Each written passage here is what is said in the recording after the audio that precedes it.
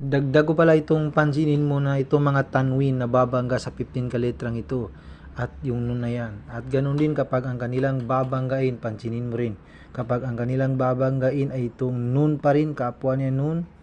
At saka wow. Ano ba ito? Ano ba yung isa? Mim. Yan, pansinin mo rin ha, kakaiba rin kapag babangga siya sa mga ganyan. Ganon din kapag sila na yan ay babangga sa letrang ba. Kapag ito ang babangga sa letrang ba ay meron yan mim na maliit dyan sa taas niya. At kahit anong letrang babangga sa ba, basta may mim na maliit ay gamitin mo ang mim na yon. Malalaman yan natin kapag doon na lang. Ganon din kapag yan na lang muna. Dito naman tayo sa ika-54 ka Suratul Qamar. Suratul Qamar, Al-Qamar. Basahin mo, ubusin mo na, konti na lang. Sige, ulitin mo. Iqtarabatis sa'atu wan sakal qamar. Wa iyara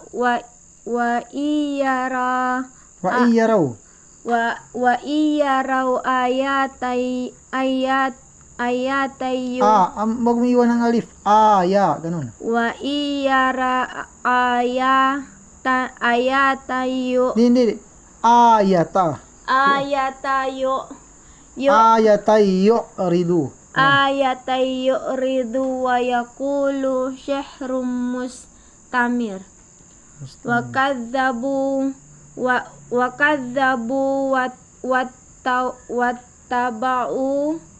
wattaba'u ahwa'ahum. Wa kullu amrin mustaqir. Walaqad ja'ahum minal amba. Yan yung sabi ko na kapag magadugtong ang nun at saka ba, parang pagaluin ng nun at saka mim. Pero kung hindi mo kaya, mas mabuti dito ka na lang, dito mangingibabaw marinig sa tayo nga itong mim.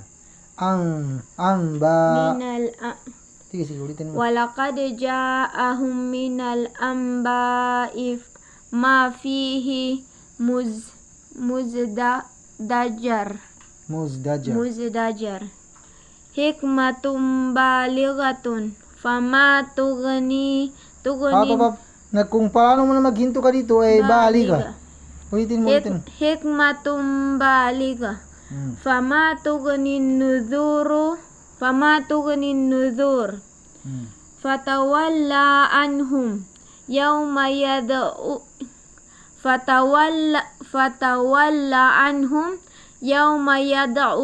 yad'u da'i ila syai'in nukur. Okay.